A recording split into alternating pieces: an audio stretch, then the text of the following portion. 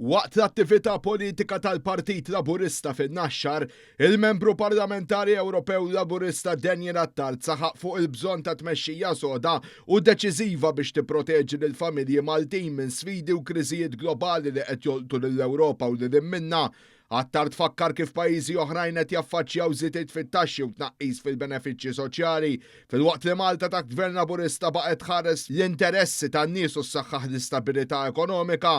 Fl-istess waqt il-politika progressiva tal-Gvern komplet tinvesti fl-oqsma kollha tal-ħajja, inkluż dawk sensittivi bħall-IVF, u kritika lill-Oppożizzjoni li tipprova tqajjem il-biża' fost il-poplu mingħajr ma toffri soluzzjonijiet konkreti, waqt li enfasizza li pajjiżna għandu bżonn mexxej li jibqa' jkollu tmexxija soda li toffri ċertezza u direzzjoni ċara, mhux min jitkellem biss mingħajr pjan.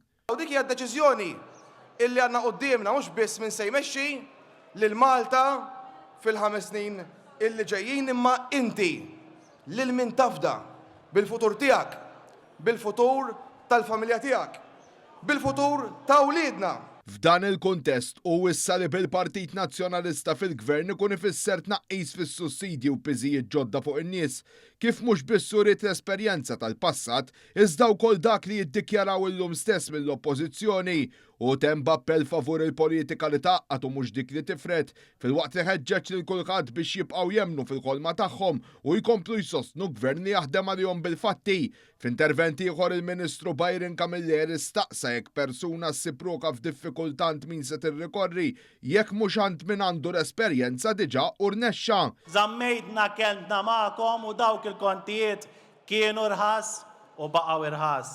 U allura illum niġu qudiemkom hawnhekk u ngħidulkom dak illi wednikom wettaqnieh, għandna bżonn il-fiduċja tagħkom. L-istess mod kif qednilkom serjola children allowance u tajnikom aktar. L-istess mod qednilkom ħannaqsu t-taxxa u naqqasnihom darba wara l-oħra. Għajnuna l-first time buyers sa minnija.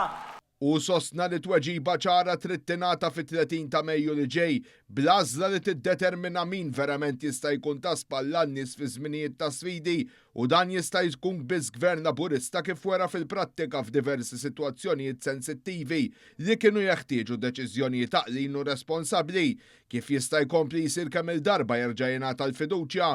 B'kuntrast, tenna l-gvernijiet nazzjonalisti fil-passat ifriżaw il-pagi u għabbew l-arpiżijiet meta affaċċjati bi kriżijiet ferm iżgħar.